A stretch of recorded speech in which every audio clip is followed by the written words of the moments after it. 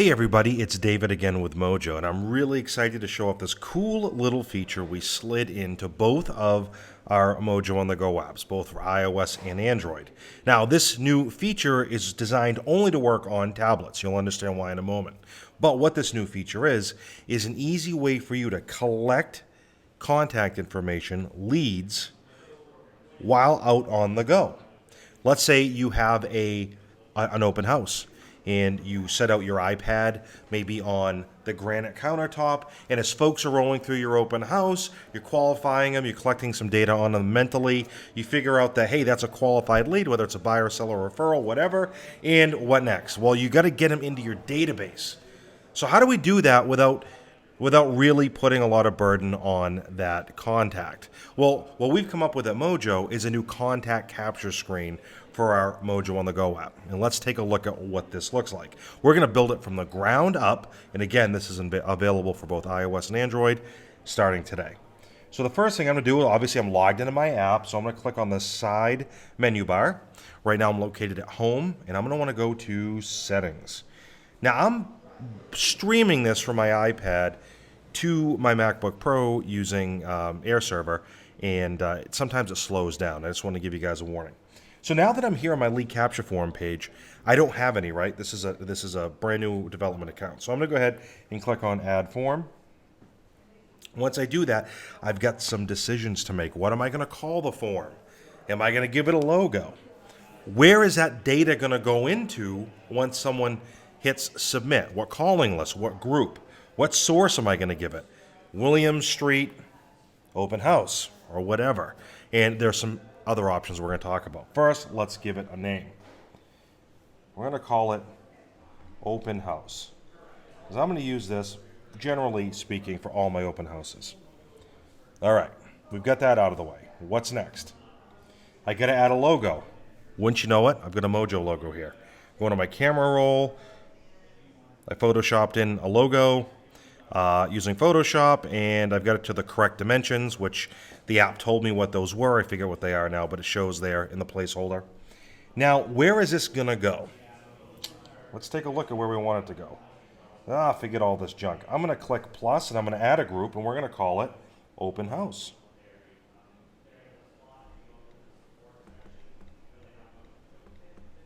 Oops. Now, as soon as I create this group, just like in other areas of our app, everything, the whole Mojo web, the cloud, I should have said, just got updated. So I have a new group in my database. So once I've created that, I'm going to select it. And the source, we're just going to pretend, because I don't want to take too much time typing things out on an iPad. We're going to pretend it said, this says William Street Open House. We're going to pretend that, right? The next thing we have to do is we have to decide what information are we going to collect from folks. Now, I told you one of the advantages of this is to put less of a burden on somebody to grab their information. So it's not as obvious that we're going in for it, right? So you don't want to add every single field on the planet. You can, but I would strongly suggest you keep it to a bare minimum. And in this case, I'm going to collect full name, second name for those husband and wife scenarios, or partner, whatever, address, city, state. I probably will leave off state simply because if they're in my farm, I have a pretty good idea where they're from, right? And I'm going to give it an email, and I'm going to give it a phone. I could add some miscellaneous fields. In the case of an open house, it might be, what price range you're looking at, how many bedrooms, when you need to move by, that kind of fun stuff that I can sort through later in my Mojo database to prioritize that lead. So in this case, I'm going to leave all the miscellaneous fields off because I want to save some time. And here is the sizzle. I can have anyone that fills out this form automatically assigned to an action plan. It might be, hey, thanks for checking out the William Street home. Hope you loved it. I look forward to building this relationship with you. I've attached a brochure about myself to this email. Look forward to talking to you soon. It might be a series of follow-up calls, a series of drip emails along with that, or separately, however you want to do it. But action plans are super powerful. I don't need to sell you on that. In this case, I'm not going to do an action plan, but just know that you can do that from the drop down if you have it in your system. And then there's a success message, and that gets shown to the person. In this case, it says, "We've received your inquiry. We will be contacting you soon." This is verbiage we got from our web-based contact capture form. I strongly suggest you change that. But for now, we're going to leave it alone. And then, of course, if any lead comes in, we can send that notification via email. More than one email address if you want. Maybe you have three agents on the team, and you expect them to do something special with that lead as soon as it hits Mojo. Now, wouldn't that make you look super special to have a handwritten note card go right out as soon as someone fills that form out and they get it the following day or maybe the next day? Well, you can do things like this either by assigning that to an action plan, this contact to an action plan with that step in it, or just by alerting someone via this email notification on your team and telling them ahead of time that when those leads come in, this is the process you're going to take. All right. Then we can decide, do we want a single column form or do we want a split or a 2-column form? I personally, Dave England, I like single column, but that's not for everybody. Obviously, the more fields, the more input fields you have, the more scrolling that the user will have to do. And in that case, there is going to come a time when split column obviously makes the most sense. But I think for the amount of fields I've chosen, I'm good with single. I'm going to go ahead and click Save. So we just created a form, a pretty powerful tool, really, that you're going to be able to have folks, contacts, leads, whatever, fill out right on your personal tablet, and that is going to go, that data is going to go right into Mojo and potentially could kick off a series of long-term follow-up campaigns. So I don't want to edit it. I don't want to delete it. I'm going to choose Enable. So I'm going to click Enable, and there we go. I just enabled it. So this is the screen that someone's going to see on the tablet. Naturally, we don't want you guys floating the Mojo logo to all of your prospective clients. That would be your logo, maybe a headshot with a slogan, whatever it might be, whatever you use for your branding. You'll see in the top right corner, it says Unlock.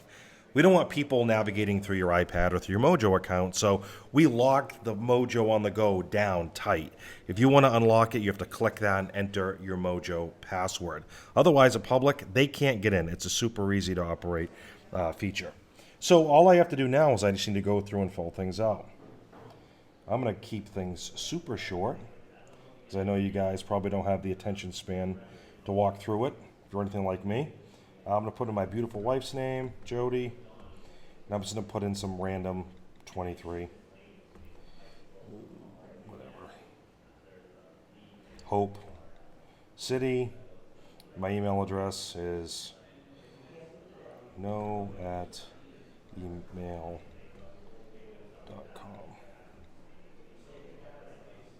And then my phone. All right. So there you have it. Now all I have to do is minimize and click Submit. Great. Boom. The form resets, ready for your next contact capture. This, again, is a great way to, extract information from people while being a little hands off. You don't have to sit through that conversation after you rebuild rapport with them and get all that critical info, especially if you have folks on standby looking to talk to you. Again, that form is one right into my Mojo database. It could have easily just gone into a list or a group or kicked off a series of action plan steps for long, short, midterm follow-up. One thing I want to show you before I wrap up this video, because I think it's super important, is they make really cool iPad stands. In this case, in this new lead capture form that we're talking about, an iPad stand will be critical to your success. Not to mention, it makes you look super, super professional. You'll see here, I have up on my screen an Amazon page. I actually own this iPad stand. I got it from my wife. I don't remember now. Maybe it was Christmas. I don't entirely remember. But basically, we have several Apple devices in the house, and in her kitchen, she has her iPad in a horizontal view on this exact stand, and all she has on there is recipes. That's it. She doesn't doodle on it. She doesn't surf the web. It's just for recipes. It's less than $15. It has free shipping, and while it's not built like a Sherman tank, my kids have not ruined it yet. And you can see it's got a vertical orientation. It's got horizontal orientation. And you can just imagine kind of just what that would look like sitting at the counter of an open house with your iPad or Android device on it. This one's for the iPad. I don't know about the Android. But with your iPad on it or your Android device on its own stand, with that view just sitting there with that contact form, and as you call through all the folks coming to your open house, you just invite them to, please fill out the form there, and I'll send you some market updates. You guys get the idea. You do it better than me. I just wanted to get you all up to date on this new feature inside of the Mojo on the Go app. And as always, make it a great day.